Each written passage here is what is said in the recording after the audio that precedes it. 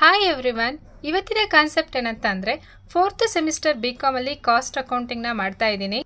And most of the students var asking for this video. Let's start with 2024 question paper. And ನೀವಿನ್ನೂ ನನ್ನ ಚಾನಲ್ಗೆ subscribe ಮಾಡಿಲ್ಲ ಅಂತಂದರೆ please do subscribe. So ಈ question paper ಬಂದು 2024. So NEP syllabus ಇರೋದ್ರಿಂದ total 60 ಮಾರ್ಕ್ಸ್ಗೆ ಕೇಳಿದ್ದಾರೆ. Section A, section B and section C 3 part ಇರುತ್ತೆ. ಫಸ್ಟು ಸೆಕ್ಷನ್ ಎನ ನೋಡೋಣ. ಸೆಕ್ಷನ್ ಎ ಎಷ್ಟಿದೆ ಅಂದರೆ 12 ಮಾರ್ಕ್ಸಿಗಿರುತ್ತೆ. Total 6 question, each questions carries 2 marks. First question define overhead ಅಂತ ಕೇಳಿದ್ದಾರೆ. And this answers is according to Bengaluru university scheme of valuation ಪ್ರಕಾರನೇ ಮಾಡ್ತಾ ಇದ್ದೀನಿ. ಫಸ್ಟು ಡಿಫೈನ್ ಓವರ್ ಹೆಡ್ ಅಂತ ಕೇಳಿದ್ದಾರೆ first question. So overhead ಅಂದ್ರೇನು ಅಂದರೆ ಅಕಾರ್ಡಿಂಗ್ ಟು CIMA ಅಂದರೆ chartered institution of management accounts, overhead is the aggregate of all indirect expenses, indirect materials and indirect cost ಅಂತ ಹೇಳಿದ್ದಾರೆ. So ನಾವು ಈ over ಹೆಡ್ನ ನಾವು ಇಂಡೈರೆಕ್ಟ್ ಎಕ್ಸ್ಪೆನ್ಸಸ್ಸು, ಮೆಟೀರಿಯಲ್ ಕಾಸ್ಟಲ್ಲಿ ನಾವು use ಮಾಡ್ತೀವಿ, ಅಗ್ರಿಗೇಟ್ ಮಾಡ್ತಾ ಹೋಗ್ತೀವಿ. ಫಾರ್ ಎಕ್ಸಾಂಪಲ್ಗೆ factory overhead, selling overhead, administrative overhead ಅಂತ ನಾವು ಕ್ಯಾಲ್ಕುಲೇಟ್ ಮಾಡ್ತಾ ಹೋಗ್ತೀವಿ. ಆ್ಯಂಡ್ ನೆಕ್ಸ್ಟು ಸೆಕೆಂಡ್ ಕ್ವಶನ್ ಏನು ಕೇಳಿದ್ದಾರೆ ಅಂತಂದರೆ name any 4 techniques of inventory control ಅಂತ ಕೇಳಿದ್ದಾರೆ. Any 4 techniques of inventory control, ಅದರಲ್ಲಿ ABC ಕಂಟ್ರೋಲ್ ಬರುತ್ತೆ, ರೇಷಿಯೋ ಅನಾಲಿಸಿಸ್ ಬರುತ್ತೆ, EOQ that is economics, order quantity and stock levels and JIT inventory management, just in time ಅಂತ ಬರುತ್ತೆ. And third question ನೋಡಿ, what do you mean by bin card ಅಂತ ಕೇಳಿದ್ದಾರೆ. What do you mean by bin card ಅಂತ ಕೇಳಿದ್ದಾರೆ. A bin card is A quantitative record of receipts, issues and closing balance of material items in stores, but it does not contain information about the price of materials. So ಈ bin card ಅಂತಂದರೆ it includes the quantitative recorded of receipt and issues of the closing balance of materials. So materials ಎಷ್ಟು issue ಮಾಡಿದ್ದೀವಿ and ಎಷ್ಟು receipt income ಬಂದಿದೆ ಅಂತ ಇರುತ್ತೆ, but it does not contain information about the prices of the materials. And D ಏನಿದೆ ಅಂತಂದರೆ what is idle item, mention 2 reasons ಅಂತ ಕೇಳಿದರೆ. What is idle item and mention 2 reasons. So idle items ಅಂತಂದರೆ when worker are paid on time basis, some difference between the time for which they are paid and they time for which they actually work is bound to arise. This difference is known as idle time. ಅದಕ್ಕೆ ಏನೇನು reasons ಇದೆ ಅಂದರೆ idle time due to mechanic breakdown ಆದಾಗ, ಅಥವಾ fall in demand of products and service ಕಾಂಪಿಟೇಷನಲ್ಲಿ ಇರುತ್ತೆ. And next one is reconciliation statement. And what is reconciliation statement ಅಂತ ಕೇಳಿದರೆ, ರೀಕನ್ಸಿಲೇಷನ್ ಸ್ಟೇಟ್ಮೆಂಟ್ ಅಂದರೆ it is refers to the statement prepared when the firm is following non integrated accounting type that is separate of cost and financial accounts where the profits are mismatched with each other. So the statement is prepared to show the same or matching profit in the both the books of account. Sometimes ಕಂಪ್ನಿನಲ್ಲಿ ನಾವೇನು ಮಾಡ್ತೀವಿ ಅಂತಂದರೆ ಒಂದೊಂದು ಥರ ಅಕೌಂಟನ್ನು follow ಮಾಡ್ತಾರೆ. Sometimes cost, ಇನ್ನೊಂದರಲ್ಲಿ financial account, ಇನ್ನೊಂದರಲ್ಲಿ management account. So ಅದರಲ್ಲಿ ಒಂದೊಂದರಲ್ಲೂ ಕೂಡ ಪ್ರಾಫಿಟ್ ಮಿಸ್ ಮ್ಯಾಚ್ ಆದಾಗ ಅದನ್ನು ನಾವು ಪ್ರಿಪೇರ್ ಮಾಡೋಕ್ಕೆ ಯಾವುದನ್ನು ಪ್ರಿಪೇರ್ ಮಾಡ್ತೀವಿ ಅಂತಂದರೆ reconciliation statement. And next question, next F ನೋಡಿ, what do you mean by semi variable overhead, give 2 examples ಅಂತ ಕೇಳಿದ್ದಾರೆ. ಸೆಮಿ ವೇರಿಯಬಲ್ ಓವರ್ ಹೆಡ್ ಅಂದ್ರೆ ಏನು ಅಂತ ಕೇಳಿದ್ದಾರೆ. Overhead that is partly fixed and partly variable or cost vary in part with the volume or production of the part they are constant, whatever may be the volume of production refers to the semi variable overhead. ಅದರಲ್ಲಿ example ಯಾವುದಂದರೆ supervisor, depreciation and repairs and maintenance etcetera. And next question, ನಾನು just ಆನ್ಸರ್ಸ್ನ ಹೇಳ್ತಾ ಇದ್ದೀನಿ for the revision purpose ಇದರಲ್ಲಿ. And next ನೋಡಿ, write any 4 items which appear only in financial account. So financial ಅಕೌಂಟ್ಸಲ್ಲಿ ಮಾತ್ರನೇ ನಾವು ಟ್ರೀಟ್ ಮಾಡೋವಂಥ ಯಾವುದಾದ್ರು 4 ಐಟಮ್ನ ಕೊಡಿ ಅಂತ ಕೇಳಿದ್ದಾರೆ. Cash discount, preliminary expenses, items that appears only in financial accounts. ನಾವು ಫೈನಾನ್ಷಿಯಲ್ ಅಕೌಂಟ್ಸ್ನ ಮಾಡ್ತೀವಲ್ವಾ. So there is a difference between financial accounts, management accounts and cost account. Financial ಅಕೌಂಟ್ಸಲ್ಲೇ ಮಾತ್ರ ಕೆಲವೊಂದು ಐಟಮ್ನ ತೊಗೊಳ್ತೀವಿ. ಅದು ಯಾವುದು ಅಂದರೆ cash discount, preliminary expenses write off, dividend paid, provision for taxation and provision for bad debts and appropriation of the sinking fund. So ಇದಿಷ್ಟನ್ನು ಯಾವುದಂತಂದರೆ financial ಅಕೌಂಟ್ಸಲ್ಲಿ ತೊಗೊಳ್ತೀವಿ. ಅದಾದಮೇಲೆ ಇನ್ನೊಂದು ಕ್ವಶನ್ ಕೇಳಿದ್ದಾರೆ 2 ಮಾರ್ಕ್ಸ್ಗೆ. S C year calculate cost of ಸೇಲ್ಸ್ನ calculate ಮಾಡಕ್ಕೆ ಹೇಳಿದ್ದಾರೆ. If sales is 3 lakh and profit is 25% on cost of sales ಅಂತ. ಸೊ ಇಲ್ಲಿ ಏನಂತಂದರೆ ನಾವು ಆ್ಯಕ್ಚುಯಲ್ ಕಾಸ್ಟ್ ಆಫ್ ಸೇಲ್ಸ್ನ ಕ್ಯಾಲ್ಕುಲೇಟ್ ಮಾಡಬೇಕು. ಇಲ್ಲಿ ಟೋಟಲ್ ಸೇಲ್ಸ್ ಕೊಟ್ಟಿದ್ದಾರೆ. ಸೇಲ್ಸ್ ಎಷ್ಟಿದೆ ಅಂದರೆ 3 lakh ಇದೆ. ಸೊ ಈ ಸೇಲ್ಸಲ್ಲಿ sales amount cost of sales plus profit ಎರಡೂ ಕೂಡ ಇನ್ಕ್ಲೂಡ್ ಆಗಿದೆ. Profit is 25% on cost of sales ಅಂತ ಹೇಳಿದ್ದಾರೆ. ಸೊ ಅದಕ್ಕೆ ಈಸಿಯಾಗಿ ತಗೊಳ್ಳಿ. ಸೇಲ್ಸ್ ಎಷ್ಟು 3 lakh, ಪ್ರಾಫಿಟ್ ಎಷ್ಟು 25% on cost. So therefore profit on sale is 20% ಅಂತ ಅಂದರೆ 25% ಅಂತ ಅಂದರೆ ಸೊ 25 ಡಿವೈಡೆಡ್ ಬೈ 125 ಮಾಡಿ ಎಷ್ಟು ಬರುತ್ತೆ ಅಂದರೆ ಹ್ಯಾಡ್ ಮಾಡಬೇಕು. 25 ಡಿವೈಡೆಡ್ ಬೈ 125 ಮಾಡಿದ್ರೆ ನಮಗೆ 20% ಬರುತ್ತೆ. ಸೊ ಇವಾಗ 3 lakh ಮೇಲೆ 20% ತಗೊಳ್ಳಿ, ಎಷ್ಟು 60,000 ಬರುತ್ತೆ.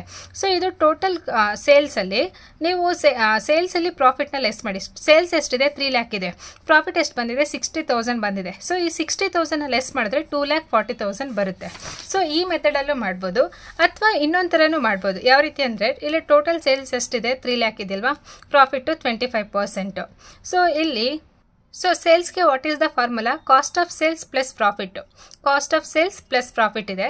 ಸೊ ಸೇಲ್ಸ್ ಕೊಟ್ಟಿದ್ದಾರೆ 3 lakh ತಗೊಳ್ಳಿ, as it is equal to cost of sales ಗೊತ್ತಿಲ್ಲ ಎಕ್ಸ್ ಅಂತ ತಗೊಳ್ಳಿ, ಪ್ಲಸ್ ಪ್ರಾಫಿಟ್ ಎಷ್ಟು 25% ಇದೆ. ಸೊ 25% ಡಿವೈಡೆಡ್ ಬೈ 100 ಮಾಡಿದ್ರೆ 0.25 ಬರುತ್ತಲ್ವಾ, 0.25 ಎಕ್ಸ್ ಅಂತ ತಗೊಳ್ಳಿ. ಆಯಿತಾ? ಇವೆರಡನ್ನೂ ಹ್ಯಾಡ್ ಮಾಡಿ. ಇಲ್ಲೇನು ಇಲ್ಲ ಅಂತಂದರೆ 1x ಪ್ಲಸ್ 0.25 ಎಕ್ಸ್ ಮಾಡಿದ್ರೆ 1.25 ಎಕ್ಸ್ ಬರುತ್ತೆ. ಇಲ್ಲಿ 3 lakh ತಗೊಳ್ಳಿ, ಎಕ್ಸನ್ನು ಈ ಕಡೆ ತನ್ನಿ. ಸೊ 3 lakh ತನ್ನಿ, ಡಿವೈಡೆಡ್ ಬೈ ಆಗುತ್ತೆ 1.25. 3 lakh ಡಿವೈಡೆಡ್ ಬೈ 1.25 ಮಾಡಿದ್ರೆ 2,40,000 is the cost of sales. So ನೀವು ಈ ಮೆಥಡಲ್ಲಾದರೂ ಮಾಡ್ಬೋದು, ಬಟ್ ಇದು ತುಂಬ ಈಸಿ.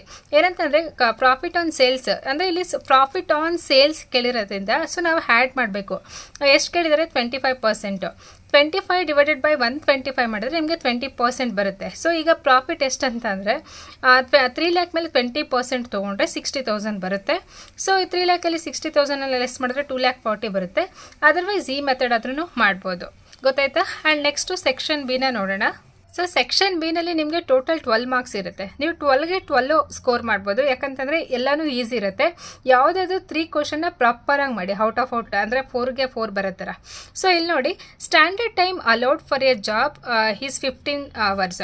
ಸೊ ಒಂದು ಜಾಬ್ಗೆ 15 hours ಸ್ಟ್ಯಾಂಡರ್ಡ್ ಟೈಮ್ನ ಅಲೋ ಮಾಡಿದ್ದಾರೆ at the rate of 50 per unit, 50 per hour, and actual time saved by the workers is 3 hours. Calculate his earnings under the Alsay system and Rohan system ಅಂತ ಕೇಳಿದ್ದಾರೆ. So ಇಲ್ಲಿ ಏನಂತಂದರೆ ಒಂದು ಜಾಬ್ಗೆ actual hours ಎಷ್ಟಿದೆ ಅಂದರೆ 15 hours ಇದೆ. 15 hours per ಅವರ್ಗೆ 50 rupeesನ pay ಮಾಡ್ತಾ ಇದ್ದಾರೆ. ಮತ್ತು ಅವ್ರು ಎಷ್ಟು ವರ್ಕರ್ ಟೈಮ್ ಸೇವ್ ಮಾಡ್ತಾ ಇದ್ದಾರೆ ಅಂದರೆ 15ಅಲ್ಲಿ 3 hours ಸೇವ್ ಮಾಡ್ತಾ ಇದ್ದಾರೆ. ಸೊ ಇಲ್ಲಿ ನಾವು ಎಷ್ಟು ಅರ್ನಿಂಗ್ಸ್ ಮಾಡಿದ್ದಾರೆ ಅಂತ ಕ್ಯಾಲ್ಕುಲೇಟ್ ಮಾಡಬೇಕು under the Halsey and Rowan ಸಿಸ್ಟಮಲ್ಲಿ. ಸೊ ಫಸ್ಟು ಗಿವನ್ ತೊಗೊಳ್ಳಿ. ಸ್ಟ್ಯಾಂಡರ್ಡ್ ಟೈಮ್ ಎಷ್ಟಿದೆ 15 hours ಇದೆ. ಸ್ಟ್ಯಾಂಡರ್ಡ್ ಟೈಮ್ ಎಷ್ಟು 15 hours ಇದೆ. ಟೈಮ್ ಸೇವ್ಸ್ ಎಷ್ಟು ಟೈಮ್ ಸೇವ್ ಮಾಡ್ತಾ ಇದ್ದಾರೆ 3 hoursನ ಸೇವ್ ಮಾಡ್ತಾ ಇದ್ದಾರೆ. ಸೊ ಇಲ್ಲಿ 3 hours. ಟೈಮ್ ಟೇಕನ್ ಹಂಗಾದ್ರೆ ಆ ಕೆಲಸನ ಮುಗಿಸೋಕ್ಕೆ ಎಷ್ಟು ಟೈಮ್ ತೊಗೊಂಡಿದ್ದಾರೆ. So total actual standard hours 15ಅಲ್ಲಿ ಟೈಮ್ ಸೇವ್ನ ಲೆಸ್ ಮಾಡಿ 12 hours ತೊಗೊಂಡಿದ್ದಾರೆ. ರೇಟ್ ಪರ್ ಅವರ್ ಎಷ್ಟಿದೆ 50 rupees ಇದೆ. ರೇಟ್ ಪರ್ ಅವರ್ 50 ಇದೆ. ಇವಾಗ ಫಸ್ಟು ಅಲ್ಸೆ ಮೆಥಡ್ನ ನೋಡೋಣ. ಅಲ್ಸೆ ಮೆಥಡಲ್ಲಿ ವಾಟ್ ಈಸ್ ದ ಫಾರ್ಮುಲಾ ಅಂತಂದರೆ ಟೋಟಲ್ ಅರ್ನಿಂಗ್ಗೆ time taken into rate per hour plus 50% bonus. So ನಮಗೆ ಟೈಮ್ ಟೇಕನ್ ಇದೆ ಎಷ್ಟು 12 hours ಇದೆ and rate per hours 50 rupees ಇದೆ. ಬಟ್ ಇಲ್ಲಿ 50% ಬೋನಸ್ನ ಯಾವ ರೀತಿ ಕ್ಯಾಲ್ಕುಲೇಟ್ ಮಾಡೋದು ಅಂದರೆ ಫಸ್ಟ್ ಇದನ್ನು ಕ್ಯಾಲ್ಕುಲೇಟ್ ಮಾಡಿ. ಬೋನಸ್ ಯಾವ ರೀತಿ ಅಂದರೆ time saved into rate per hour. Time save ಎಷ್ಟು ಟೈಮ್ ಸೇವ್ ಮಾಡಿದೆ 3 ಮಾಡಿದ್ದಾರೆ. ರೇಟ್ ಪರ್ ಅವರ್ ಎಷ್ಟಿದೆ 50 ಇದೆ. 3 into 50 ಮಾಡಿದ್ರೆ 150 ಇಸ್ ದ 50% ಬೋನಸ್. ಓಕೆನಾ? ಸೊ ಇದರಲ್ಲಿ ಈಗ ಟೈಮ್ ಟೇಕನ್ ಎಷ್ಟಿದೆ 12 ಇಂಟು ರೇಟ್ ಪರ್ ಅವರ್ 50. ಸೊ ಇದರಲ್ಲಿ 50% ಬೋನಸ್ ಅಂತಂದರೆ 150ನಲ್ಲಿ ಹಾಫ್ ತಗೊಳ್ಳಿ. 150 ಡಿವೈಡೆಡ್ ಬೈ 2 ಮಾಡಿ. ಸೊ ಎಷ್ಟು ಬರುತ್ತೆ ಅಂದರೆ 75 ಬರುತ್ತೆ. ಸೊ 12 into 50 ಮಾಡಿ. ಸೊ ಎಷ್ಟಂದರೆ 12 into 50 ಎಷ್ಟಾಯಿತು 600 ಪ್ಲಸ್ ಇದನ್ನು ಪ್ಲಸ್ ಮಾಡಬೇಕು. ಪ್ಲಸ್ 75 ಮಾಡಿದ್ರೆ 675 is the total earnings in the Halsey method. ಗೊತ್ತಾಯ್ತಲ್ವಾ? Time taken into rate per hour plus 50% ಬೋನಸನ್ನು ಯಾವ ರೀತಿ ಕ್ಯಾಲ್ಕುಲೇಟ್ ಮಾಡೋದಂದರೆ time saved into rate per hour. So ಇದರಲ್ಲಿ ಬೋನಸಲ್ಲಿ ಹಾಫ್ ಅಮೌಂಟನ್ನು ಇಲ್ಲಿ ತೊಗೋಬೇಕು. ಸೊ ಆಗ time taken 12 hours, rate per hour 50 plus 0.5% bonus ಅಂತಂದರೆ ಇವೆರಡನ್ನು ಮಲ್ಟಿಪ್ಲೈ ಮಾಡಿ ಇದಕ್ಕೆ 0.5% ಬೋನಸ್ ಎಷ್ಟಿದೆ 75 ಆ್ಯಡ್ ಮಾಡಿದ್ರೆ 675 is the total earnings. In Rowan ಸಿಸ್ಟಮಲ್ಲಿ ಏನಂತಂದರೆ ಟೋಟಲ್ ಅರ್ನಿಂಗ್ಸ್ಗೆ time taken into rate per hour plus bonus. So ಇಲ್ಲಿ ಟೈಮ್ ಟೇಕನ್ ಎಷ್ಟಿದೆ ಇಲ್ಲೂ ಕೂಡ ಬೋನಸ್ನ ಕ್ಯಾಲ್ಕುಲೇಟ್ ಮಾಡಿ. ಸೊ ಬೋನಸ್ ಎಷ್ಟಿದೆ ಅಂತ ಅಂದರೆ ಸೊ ಇಲ್ಲಿ ಬೋನಸ್ಗೆ ಒಂದು ಫಾರ್ಮುಲಾ ಬರುತ್ತೆ. ಸೊ ರೋಹನ್ ಸಿಸ್ಟಮಲ್ಲಿ ಬೋನಸ್ಗೆ time saved divided by standard time into time taken into rate per hour. Time saved ಎಷ್ಟು ಅಂತಂದರೆ 3 ಆ್ಯಂಡ್ ಸ್ಟ್ಯಾಂಡರ್ಡ್ ಟೈಮ್ ಎಷ್ಟು ಅಂತಂದರೆ 3 ಡಿವೈಡೆಡ್ ಬೈ 15 ಮಾಡಿ. ಆ್ಯಂಡ್ ನೆಕ್ಸ್ಟು ಟೈಮ್ ಟೇಕನ್ ಅಂದರೆ 12 and into so time saved ಎಷ್ಟು 3 hours save ಮಾಡಿದರೆ. Standard time ಎಷ್ಟು ಅಂದರೆ 3 ಡಿವೈಡೆಡ್ ಬೈ 15 ಆಯಿತಾ. ಅದಾದಮೇಲೆ ಟೇಕನ್ ಟೈಮ್ ಎಷ್ಟಿದೆ 12 ಇಂಟು ರೇಟ್ ಪರ್ ಅವರ್ 50 ಮಾಡಿದ್ರೆ ಎಷ್ಟು ಬಂತು 120 ಬಂತು. ಸೊ ಇಲ್ಲಿ ಎಷ್ಟು ಬೋನಸ್ಸು 120. ಇವಾಗ ಇಲ್ಲಿ ರೋಹನ್ ಸಿಸ್ಟಮ್ಗೆ ಆ್ಯಕ್ಚುಯಲ್ ಫಾರ್ಮುಲಾ ನೋಡಿ, time taken into rate per hour plus bonus. So time taken ಎಷ್ಟಿದೆ 12 ಇದೆ, 12 ಇದೆ, ರೇಟ್ ಪರ್ ಅವರ್ 50 ಪ್ಲಸ್ ಎಷ್ಟು ಅಂತಂದರೆ 120 ಈಸ್ ದ ಬೋನಸ್ ಮಾಡಿದ್ರೆ ಎಷ್ಟು ಬರುತ್ತೆ ಅಂದರೆ 720 is the total earnings. So it is very easy. For this 2 marks and for this 2 marks total 4 marks allocate ಮಾಡ್ತಾರೆ. ಏನಂತಂದರೆ ಇಲ್ಲಿ ಫಸ್ಟು ಫಾರ್ಮುಲಾ ನೋಡ್ಕೊಳ್ಳಿ. ಅಲ್ಸೆ ಮೆಥಡಲ್ಲಿ ಏನಿದೆ ಅಂದರೆ time taken into rate per hour plus 50% bonus. So ಇಲ್ಲಿ ಬೋನಸ್ನ ಕ್ಯಾಲ್ಕುಲೇಟ್ ಮಾಡೋಕ್ಕೆ ಏನು ಮಾಡ್ತೀವಿ ಅಂದರೆ time saved into rate per hour ಡೈರೆಕ್ಟಾಗಿ ಕ್ಯಾಲ್ಕುಲೇಟ್ ಮಾಡ್ತೀವಿ. ಬಟ್ ರೋಹನ್ ಸಿಸ್ಟಮಲ್ಲಿ time taken into rate per hour plus bonus ಇದೆ.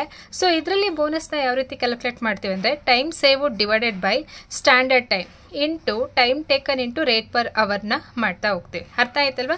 ಇದಿಷ್ಟು ಮಾಡಿದ್ರೆ ನಿಮಗೆ 4 marks. ಆ್ಯಂಡ್ ಥರ್ಡ್ ಕ್ವಶನ್ನ ನೋಡೋಣ. ಮೂರನೇ ಕ್ವಶನ್ ನೋಡಿ. From the following information calculate EOQ and calculate the number of orders to be placed in a year. Quarterly consumption of material ಎಷ್ಟಿದೆ 2000 units ಇದೆ. Cost of placing 1 order 50 rupees. Cost per unit 40 rupees.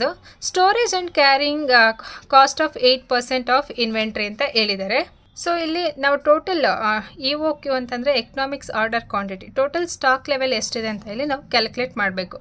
So ಅದರಲ್ಲಿ ಏನಂತ ಹೇಳಿದ್ದಾರೆ ಅಂದರೆ quarterly consumption. So quarterly ಅಂತಂದರೆ per ಇಯರ್ಗೆ ಎಷ್ಟು ಬರುತ್ತೆ ಅಂದರೆ 4 ಕ್ವಾರ್ಟರ್ಲಿ ಬರುತ್ತೆ, 3 months once. ಸೊ ಕ್ವಾರ್ಟರ್ಲಿ ಅವ್ರು ಎಷ್ಟು ಮೆಟೀರಿಯಲ್ನ ಕನ್ಸಂಪ್ಷನ್ ಮಾಡ್ತಾ ಇದ್ದಾರೆ ಅಂದರೆ 2000. ಸೊ ಒಂದು ವರ್ಷಕ್ಕೆ ಎಷ್ಟಾಯಿತು ಅಂದರೆ 2000 ಇಂಟು 4 ಮಾಡಿ, ಒಂದು ವರ್ಷಕ್ಕೆ ಎಷ್ಟಾಯಿತು 8000 ಮಾಡ್ತಾ ಇದ್ದಾರೆ. ಕಾಸ್ಟ್ ಆಫ್ ಪ್ಲೇಸಿಂಗ್ 1 ಆರ್ಡರ್ನ ಕಾಸ್ಟ್ ಆಫ್ ಪ್ಲೇಸ್ ಮಾಡೋಕ್ಕೆ ಎಷ್ಟಾಗ್ತಿದೆ 50. ಕಾಸ್ಟ್ ಪರ್ ಯೂನಿಟ್ಗೆ ಎಷ್ಟಾಗ್ತಿದೆ 40 rupees ಆಗಿದೆ. ಮತ್ತು ಸ್ಟೋರೇಜ್ ಆ್ಯಂಡ್ ಕ್ಯಾರಿಯಿಂಗ್ ಕಾಸ್ಟ್ ಎಷ್ಟಿದೆ ಅಂದರೆ 8% ಆಫ್ ಇನ್ವೆಂಟ್ರಿ ಅಂತ ಕೊಟ್ಟಿದ್ದಾರೆ. ಸೊ ಇದ್ರ ಮೇಲೆ ನಾವೇನು ಮಾಡಬೇಕು ಅಂದರೆ ಎಕನಾಮಿಕ್ಸ್ ಆರ್ಡರ್ ಕ್ವಾಂಟಿಟಿ ಎಷ್ಟಿದೆ ಅಂತ ಫೈಂಡ್ ಔಟ್ ಮಾಡಬೇಕು. ಸೊ ಇಲ್ಲಿ ನೋಡಿ given calculation of economics order quantity ಅಂತ ಹೆಡಿಂಗ್ ತೊಗೊಳ್ಳಿ. ಕ್ವಾರ್ಟರ್ಲಿ ಕನ್ಸಂಪ್ಷನ್ ಎಷ್ಟಿದೆ 2000 ಇದೆ. ಆ್ಯನ್ಯುವಲ್ ಕನ್ಸಂಪ್ಷನ್ ಎಷ್ಟಾಗುತ್ತೆ ಒಂದು ವರ್ಷಕ್ಕೆ ಅಂತ ಅಂದರೆ ಇಲ್ಲಿ 2000 ಇಂಟು 4 ಮಾಡಿ ಆಯಿತಾ. ಇಲ್ಲಿ ಹೇಳಿದ್ನಲ್ವ 2000 ಇಂಟು 4 ಮಾಡಿದ್ರೆ 8000 units ಆಗುತ್ತೆ. Cost of placing per order ಎಷ್ಟಿದೆ 50 rupees ಇದೆ. ಕಾಸ್ಟ್ ಪರ್ ಯೂನಿಟು 40 rupees ಇದೆ. ಸ್ಟೋರೇಜ್ 8% ಇದೆ. 8%ನ ನೀವು 8 ಡಿವೈಡೆಡ್ ಬೈ 100 ಮಾಡಿದ್ರೆ 0.08 ಅಂತ ತಗೊಳ್ಳಿ ಆಯಿತಾ. ಸೊ ಇದಿಷ್ಟು ಗಿವನ್ ತಗೊಳ್ಳಿ. ನಾವು EOQ ಫಾರ್ಮುಲಾ ತಗೊಳ್ಳಿ. ಸೊ ಏನಿದೆ, ಸೊ EOQಗೆ ಫಾರ್ಮುಲಾ ಏನಂತಂದರೆ square root 2AB divided by CS ಅಂತ ಇದೆ. EOQಗೆ square root 2AB divided by CS ಅಂತ ಇದೆ. ಅರ್ಥ ಆಗ್ತಿದೆಯಾ? ಸೊ ಇದರಲ್ಲಿ A2 ಈಸ್ ಕಾಮನ್. ಎ ಏನಂತಂದರೆ A stand for the annual consumption, ಒಂದು ವರ್ಷಕ್ಕೆ ಎಷ್ಟು ಕನ್ಸಂಪ್ಷನ್ ಮಾಡ್ತಾರೆ ಅಂತ. And B standard for the buying order cost. Buying order cost ಎಷ್ಟಿದೆ ಅಂದರೆ ಕಾಸ್ಟ್ ಆಫ್ ಪ್ಲೇಸಿಂಗ್ ಆರ್ಡರ್ ಇದೆಯಲ್ವ, this is only buying order cost. Then C ಅಂತ ಅಂದರೆ ಇಲ್ಲಿ ಕೆಳಗಡೆ ಸಿ ಅಂತಂದರೆ ಕಾಸ್ಟ್ ಪರ್ ಯೂನಿಟ್ ಎಷ್ಟಿದೆ 40 ಕೊಟ್ಟಿದ್ದಾರೆ. ಆ್ಯಂಡ್ ಎಸ್ ಬಂದು ಸ್ಟೋರೇಜ್ ಎಷ್ಟಿದೆ 8% ಇದೆ. ಸೊ ಈಗ ಫಾರ್ಮುಲಾನ ಅಪ್ಲೈ ಮಾಡಿ. ಏನಂತಂದರೆ 2 ಹ್ಯಾಸ್ ಇಟ್ ಈಸ್ ತೊಗೊಳ್ಳಿ 2. ಸೊ ಇಲ್ಲಿ ಎಷ್ಟಿದೆ ಎ ಬಂದು ಆ್ಯನ್ಯುವಲ್ ಕನ್ಸಂಪ್ಷನ್ ಎಷ್ಟಿದೆ 8000 ಇದೆ ಆಯಿತಾ.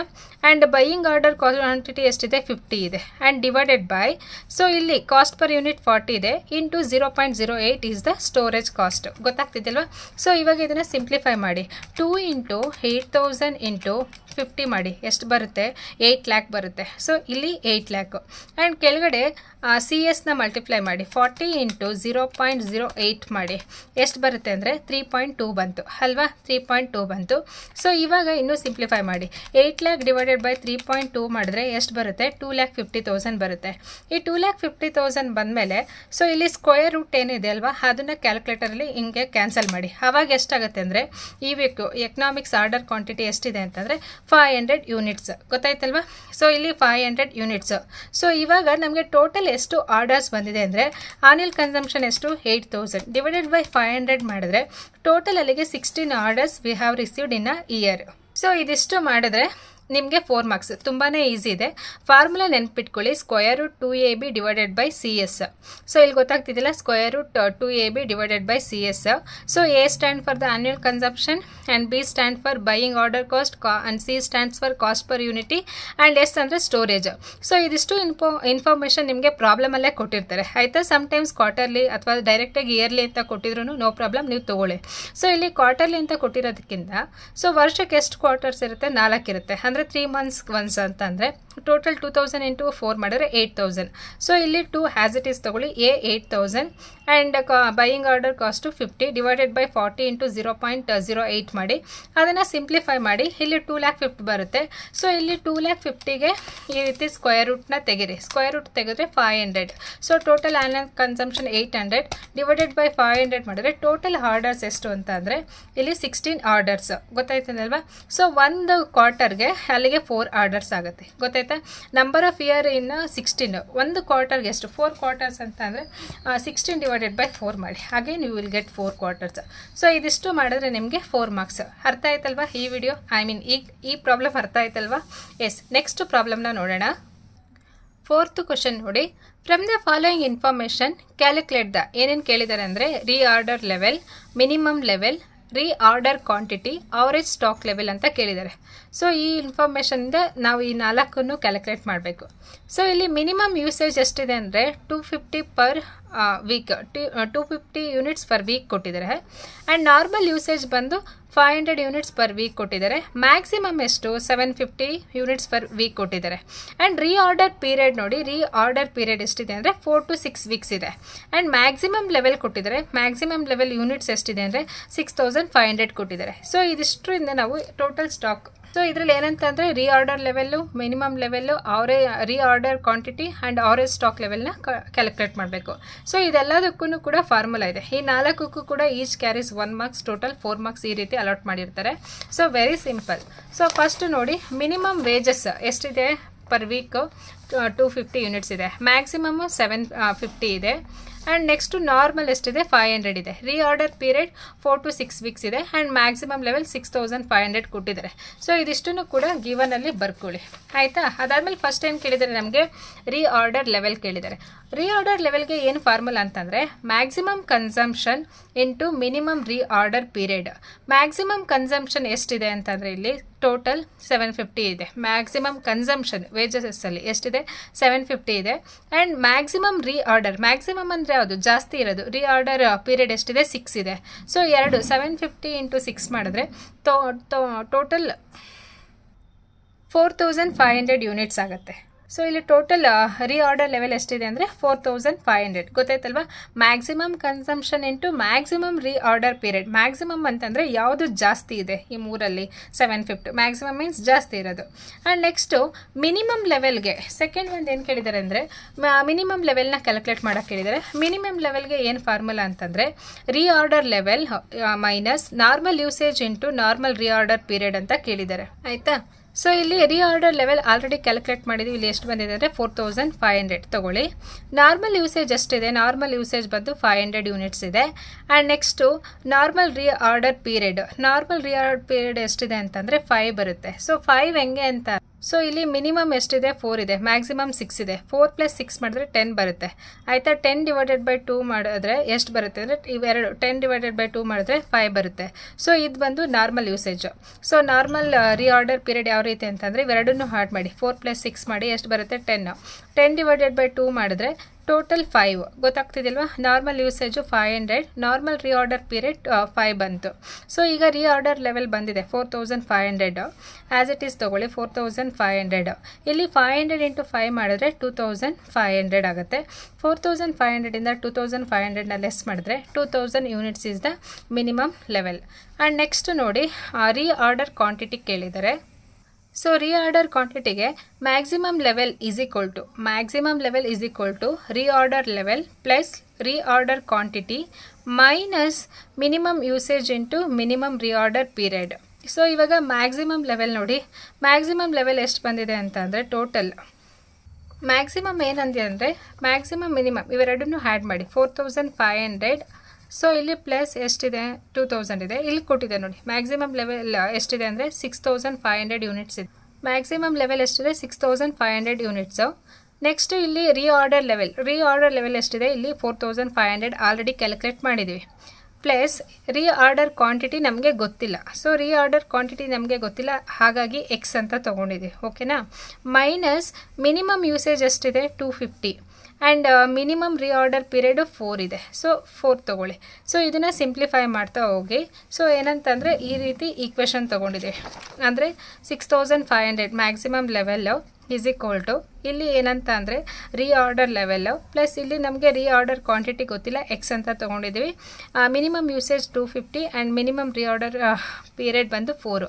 ಸೊ ಇವಾಗ 6500 ಇದೆಲ್ವಾ, ಈ 4500 ಬ್ರ್ಯಾಕೆಟಿಂದ ಇದು ಕಡೆ ತಾನೆ 4500 ಆಗುತ್ತೆ. ಆಗ ಎಕ್ಸ್ ಮೈನಸ್ ಇಲ್ಲಿ ಎಷ್ಟಿದೆ ಅಂದರೆ 250 ಇಂಟು 4 ಮಾಡಿದ್ರೆ 1000 ಬರುತ್ತೆ. 6500 4500ನ ಲೆಸ್ ಮಾಡಿದ್ರೆ you will get 2000. X as it is minus ತೊಗೊಳ್ಳಿ. ಸೊ ಇಲ್ಲಿ ಮೈನಸ್ 1000ನ ಇದು ಕಡೆ ತಾನೆ ಈಸ್ ಈಕ್ವಲ್ ಟು ಅಂತ, ಆಗ ಪ್ಲಸ್ 1000 ಆಗುತ್ತೆ. ಸೊ ಎಷ್ಟಾಗುತ್ತೆ ಅಂದರೆ 3000 is equal to X is equal to 3000 units. ಇಲ್ಲಿ ಬಂದಿದೆ ನೋಡಿ 3000 ಯೂನಿಟ್ಸ್ ಆಗಿದೆ. ರೀಆರ್ಡರ್ ಕ್ವಾಂಟಿಟಿ ಎಷ್ಟಿದೆ ಅಂದರೆ 3000 ಯೂನಿಟ್ಸ್ ಇದೆ. ಸೊ ಇಲ್ಲಿ ಡೈರೆಕ್ಟಾಗಿ ಕೊಟ್ಟಿದ್ದಾರೆ, ನಾನು ಇಲ್ಲಿ ಸಿಂಪ್ಲಿಫೈ ಆಗಿ ಸ್ಟೆಪ್ ಬೈ ಸ್ಟೆಪ್ ಕ್ಯಾಲ್ಕುಲೇಟ್ ಮಾಡಿದ್ದೀನಿ. ಆ್ಯಂಡ್ ನೆಕ್ಸ್ಟು ಅವರೇಜ್ ಸ್ಟಾಕ್ ಲೆವೆಲ್ಗೆ ಏನಂದರೆ minimum level plus of 1/2 reorder quantity. Minimum level ಎಷ್ಟಿದೆ ಅಂತಂದರೆ ಇಲ್ಲಿ ಕ್ಯಾಲ್ಕುಲೇಟ್ ಮಾಡಿದ್ವಿ 2000 ಬಂದಿದೆ ಆಯಿತಾ. 2000 ಪ್ಲಸ್ ಆಫ್ ತೊಗೊಳ್ಳಿ ಇಂಟು.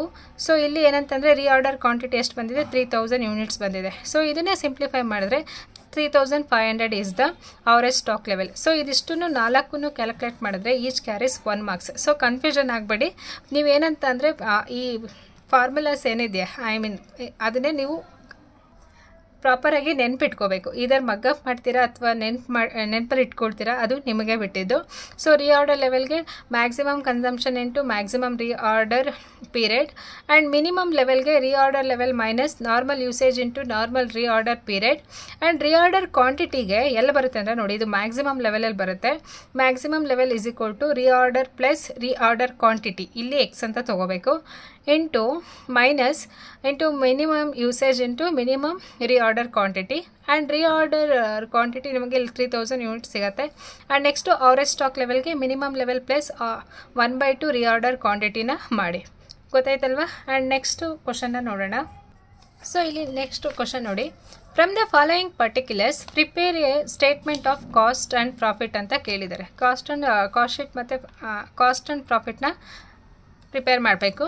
ರಾ ಮೆಟೀರಿಯಲ್ ಕನ್ಸ್ಯೂಮ್ಡ್ ಎಷ್ಟು ಕೊಟ್ಟಿದ್ದಾರೆ 40,000 ಕೊಟ್ಟಿದ್ದಾರೆ. Direct wages 25,000. Machine hour 5,000 hours. Machine hour rate 2 per hour ಕೊಟ್ಟಿದ್ದಾರೆ, 2 rupees per hour. Office overhead 20% on works cost. Selling overhead 2 rupees 2 per unit sold. Unit produced ಎಷ್ಟಿದೆ ಅಂತ total ಎಷ್ಟು ಯೂನಿಟ್ಸ್ನ produce ಮಾಡ್ತಾ ಇದ್ದಾರೆ 10,000 ಯೂನಿಟ್ಸ್. ಯೂನಿಟ್ ಸೋಲ್ಡ್ ಎಷ್ಟಂತಂದರೆ 9,000 units at 15 per unit. So total ಈ ಕಂಪ್ನಿನಲ್ಲಿ ಎಷ್ಟಂದರೆ 10,000 ಯೂನಿಟ್ಸ್ನ ಪ್ರೊಡ್ಯೂಸ್ ಮಾಡ್ತಾ ಇದ್ದಾರೆ. ಆ 10,000ಗೆ ಏನೇನು ಎಕ್ಸ್ಪೆನ್ಸಸ್ ಆಗಿದೆ, raw material, direct wages, machine hour rate, so ಎಲ್ಲ ಡೀಟೇಲ್ಸ್ನು ಕೊಟ್ಟಿದ್ದಾರೆ. ನಾವು ಇದ್ರ ಮೇಲೆ ಏನಂತ ಅಂದರೆ ಕಾಸ್ಟ್ ಶೀಟ್ನ ಪ್ರಿಪೇರ್ ಮಾಡಬೇಕು. ಗೊತ್ತಾಗ್ತಿದೆಯಲ್ವಾ. First statement of cost sheet ಅಂತ ಹೆಡ್ಡಿಂಗ್ ತೊಗೊಳ್ಳಿ. So particulars amount, unit produced ಮತ್ತು ಕಾಸ್ಟ್ ಪರ್ ಯೂನಿಟ್, 1 ಯೂನಿಟ್ಗೆ ಎಷ್ಟು ರೂಪೀಸ್ ಆಗುತ್ತೆ ಅಂತ. ಫಸ್ಟು ನೋಡಿ raw material consumed. Raw material ಎಷ್ಟಿದೆ ಅಂದರೆ 40,000 ಇದೆ. Raw material consumed 40,000. Total unit ಎಷ್ಟಿದೆ ಅಂದರೆ 10,000 ಇದೆ. 40,000 ಡಿವೈಡೆಡ್ ಬೈ 10,000 ಮಾಡಿದ್ರೆ ಪರ್ ಯೂನಿಟ್ಗೆ ಎಷ್ಟಾಯಿತು? 4 ರೂಪೀಸ್ ಆಯಿತು. ಆಯ್ತಲ್ವಾ?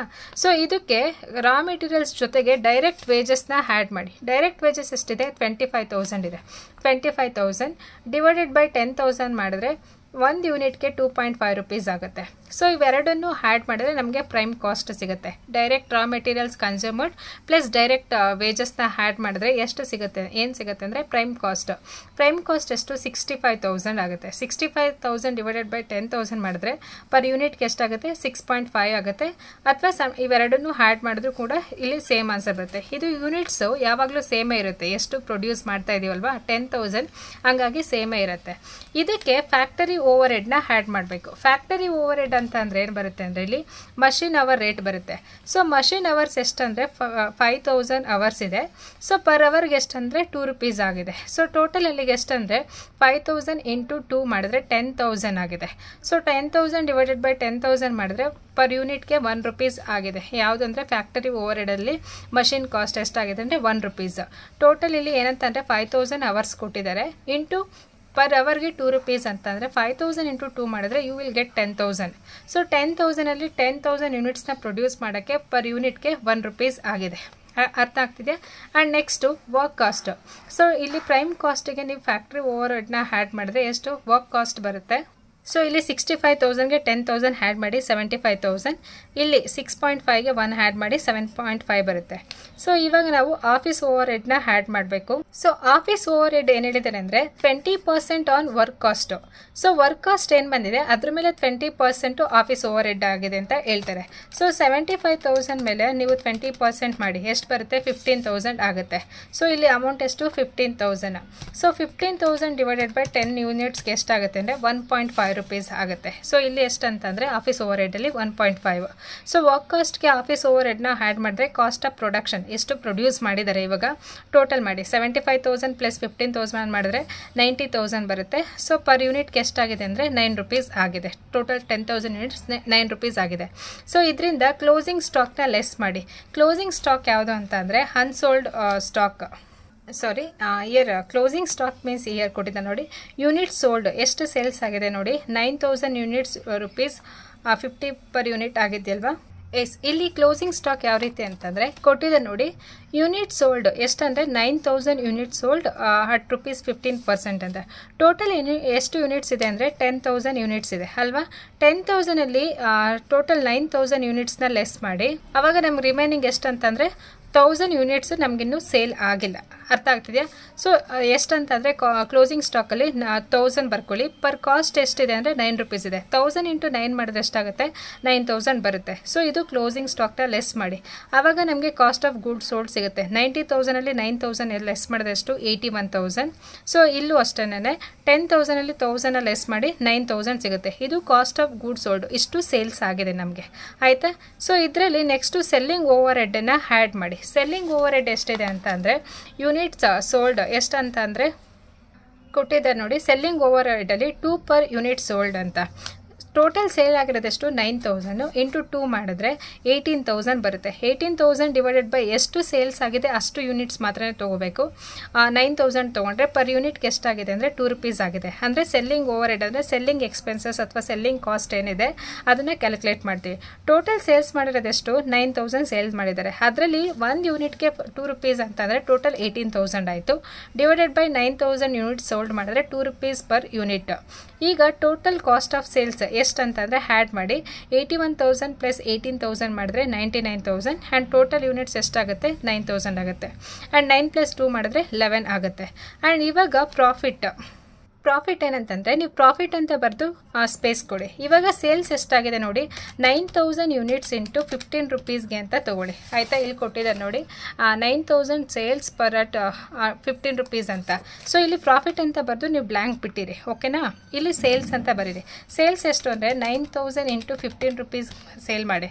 So total units of sales 9,000 1,35,000. So ಅಲ್ಲಿಗೆ ಎಷ್ಟು ಅಂತಂದರೆ ಡಿವೈಡೆಡ್ ಬೈ 1,35,000 ಡಿವೈಡೆಡ್ ಬೈ 9,000 ಮಾಡಿದ್ರೆ ಮಾಡಿದ್ರೆ ಎಷ್ಟು 15 ರೂಪೀಸ್ ಬಂತು. ಸೊ ಇವಾಗ ಇವೆರಡರ ಮಧ್ಯೆ ಬ್ಯಾಲೆನ್ಸ್ ಏನಿದೆ ಅದನ್ನು ಪ್ರಾಫಿಟ್ ಅಂತ ತೋರಿಸಿ. ಅರ್ಥ ಆಗ್ತಿದೆಯಾ? ಸೊ ಇವಾಗ ಟೋಟಲ್ ಸೇಲ್ಸ್ ಎಷ್ಟಾಗಿದೆ? 1,35,000, 99,000 ಲೆಸ್ ಮಾಡಿ ಎಷ್ಟಂದರೆ 36,000 ಇಸ್ ದ ಪ್ರಾಫಿಟ್. ಸೊ ಇಲ್ಲಿ ಬರೀರಿ profit is 36,000 of 9,000 units at 4 each ಅಂತ. ಇಲ್ಲಿ 15ಅಲ್ಲಿ 11 ಡಿಫ್ರೆನ್ಸ್ ಮಾಡಿ, ಅಂದರೆ ಲೆಸ್ ಮಾಡಿ. ಎಷ್ಟು ಡಿಫ್ರೆನ್ಸ್ ಬರುತ್ತೆ? 4 ರೂಪೀಸ್. ಸೊ ಈ ರೀತಿಯಾಗಿ ಕಾಸ್ಟ್ ಶೀಟ್ನ ಪ್ರಿಪೇರ್ ಮಾಡ್ತೀವಿ. ಸೊ ನಾನು ಕಾಸ್ಟ್ ಶೀಟಲ್ಲಿ ಆಲ್ರೆಡಿ ಪ್ರೀವಿಯಸ್ ಎಕ್ಸಾಮ್ದು ಒಂದು 4 to 5 ಇಯರ್ಸ್ ಕ್ವಶನ್ ಪೇಪರ್ನ ಕಂಪ್ಲೀಟ್ ಆಗಿ section B and section C ಎರಡನ್ನೂ ಅಪ್ಲೋಡ್ ಮಾಡಿದ್ದೀನಿ. ಒನ್ಸ್ ನೀವು ಅಲ್ಲಿ ಚೆಕ್ ಮಾಡಿ. ಅದಾದಮೇಲೆ ನೆಕ್ಸ್ಟ್ ಇನ್ನೊಂದು ಕ್ವಶನ್ನ ನೋಡೋಣ. ಈ ಕ್ವಶನ್ ಗೊತ್ತಾಯ್ತಲ್ವಾ? ಫಸ್ಟು ರಾ ಮೆಟೀರಿಯಲ್ ಮತ್ತು ಡೈರೆಕ್ಟ್ ವೇಜಸ್ನ ಆ್ಯಡ್ ಮಾಡಿದ್ರೆ ಪ್ರೈಮ್ ಕಾಸ್ಟ್ ಬರುತ್ತೆ. ಪ್ರೈಮ್ ಕಾಸ್ಟ್ಗೆ ಫ್ಯಾಕ್ಟರಿ ಓವರ್ ಹೆಡ್ನ ಆ್ಯಡ್ ಮಾಡಿ. ಫ್ಯಾಕ್ಟರಿ ಓವರ್ ಹೆಡ್ ಏನು ಕೇಳಿದ್ದಾರೆ ಅಂದರೆ ಮಷಿನ್ ಅವರ್ಸ್ 5,000 ಪರ್ ಅವರ್ಗೆ 2 ರೂಪೀಸ್ ಅಂತ ಕೇಳಿದರೆ ಟೋಟಲ್ 10,000 ಆ್ಯಡ್ ಮಾಡಿದಾಗ ವರ್ಕ್ ಕಾಸ್ಟ್ ಬರುತ್ತೆ. ಸೊ ಈ ವರ್ಕ್ ಕಾಸ್ಟ್ ಮೇಲೆ ಏನಂತಂದರೆ ಆಫೀಸ್ ಓವರ್ ಹೆಡ್ 20% ಅಂತ ಹೇಳಿದ್ದಾರೆ. ಆಫೀಸ್ ಓವರ್ ಹೆಡ್ ಎಷ್ಟು ಅಂದರೆ 20% ಆನ್ ವರ್ಕ್ ಕಾಸ್ಟ್ ಅಂತ ಹೇಳಿದ್ದಾರೆ. ಸೊ ಇದನ್ನು ಆ್ಯಡ್ ಮಾಡಿ. ಆವಾಗ ನಿಮಗೆ ಕಾಸ್ಟ್ ಆಫ್ ಪ್ರೊಡಕ್ಷನ್ ಸಿಗುತ್ತೆ. ಸೊ ಈ ಕಾಸ್ಟ್ ಆಫ್ ಪ್ರೊಡಕ್ಷನ್ ಸಿಕ್ಕಿದ ಮೇಲೆ ನಿಮಗೆ ಕ್ಲೋಸಿಂಗ್ ಸ್ಟಾಕ್ನ ಲೆಸ್ ಮಾಡಬೇಕು. ಕ್ಲೋಸಿಂಗ್ ಸ್ಟಾಕ್ ಏನಂತಂದರೆ ಟೋಟಲ್ 10,000 ಯೂನಿಟ್ಸು 9,000 ಅಷ್ಟೇ ಸೇಲ್ ಆಗಿದೆ. ಆ್ಯಂಡ್ ರಿಮೈನಿಂಗ್ ಇರೋ ಸ್ಟಾಕ್ ಏನೇನೆ ಅನ್ಸೋಲ್ಡು ಎಷ್ಟಿದೆ ಅಂತಂದರೆ 1,000 ಇದೆ. ಸೊ 1,000ಗೆ ಒಂದು ಯೂನಿಟ್ಗೆ ಎಷ್ಟಿದೆ? 9 ರೂಪೀಸ್ ಅಂತಂದರೆ 1,000ಗೆ ಎಷ್ಟಾಯಿತು? 9,000 ಆಗುತ್ತೆ. ಆಯಿತಾ? ಅದರಲ್ಲಿ ಕಾಸ್ಟ್ ಆಫ್ ಗೂಡ್ಸ್ ಸೋಲ್ಡನ್ನು ಲೆಸ್ ಮಾಡಿ. ಕಾಸ್ಟ್ ಆಫ್ ಗೂಡ್ಸ್ ಸೋಲ್ಡ್ ಅಂದರೆ ರಿಮೈನಿಂಗ್ ಎಷ್ಟು? 9,000 ಇಂಟು 9 ರೂಪೀಸ್ ಅಂತಂದರೆ 81,000 ಬರುತ್ತೆ. ಸೊ ಅದಾದಮೇಲೆ ಸೆಲ್ಲಿಂಗ್ ಓವರ್ ಹೆಡ್ಡನ್ನು ಆ್ಯಡ್ ಮಾಡಿ. ಆವಾಗ ನಿಮಗೆ ಕಾಸ್ಟ್ ಆಫ್ ಸೇಲ್ಸ್ ಸಿಗುತ್ತೆ. ಕಾಸ್ಟ್ ಆಫ್ ಸೇಲ್ಸಲ್ಲಿ ಮತ್ತು ಟೋಟಲ್ ಸೇಲ್ಸ್ನ ತೊಗೊಳ್ಳಿ. ಸೇಲ್ಸ್ ಮತ್ತು ಕಾಸ್ಟ್ ಆಫ್ ಸೇಲ್ಸ್ಗಿರೋ ಡಿಫ್ರೆನ್ಸ್ ಏನೇ ಪ್ರಾಫಿಟ್. ಅರ್ಥ ಆಯ್ತಲ್ವಾ? And next question is 6th question theory ಕೇಳಿದರೆ state the causes for the difference in the profit as per the cost accounts and financial accounts ಅಂತ ಕೇಳಿದ್ದಾರೆ. ಸೊ ಫೈನಾನ್ಷಿಯಲ್ ಅಕೌಂಟ್ಸ್ ಮತ್ತು cost ಅಕೌಂಟ್ಸ್ಗಿರೋ ಅಂತ ಡಿಫ್ರೆನ್ಸನ್ನು ನಾವಿಲ್ಲಿ ಪ್ರಾಫಿಟ್ಗಿರೋ ಡಿಫ್ರೆನ್ಸನ್ನು ತೊಗೋಬೇಕು. ಫಸ್ಟ್ ಏನಂತ ಅಂದರೆ ಇಲ್ಲಿ ನೋಡಿ, item shown in only financial accounts ಯಾವುದಂದರೆ there are number of items which appears in final accounts and not in cost accounts. While reconciling any item under this category must be considered. They are purely financial charges, purely financial income and appropriation of profit.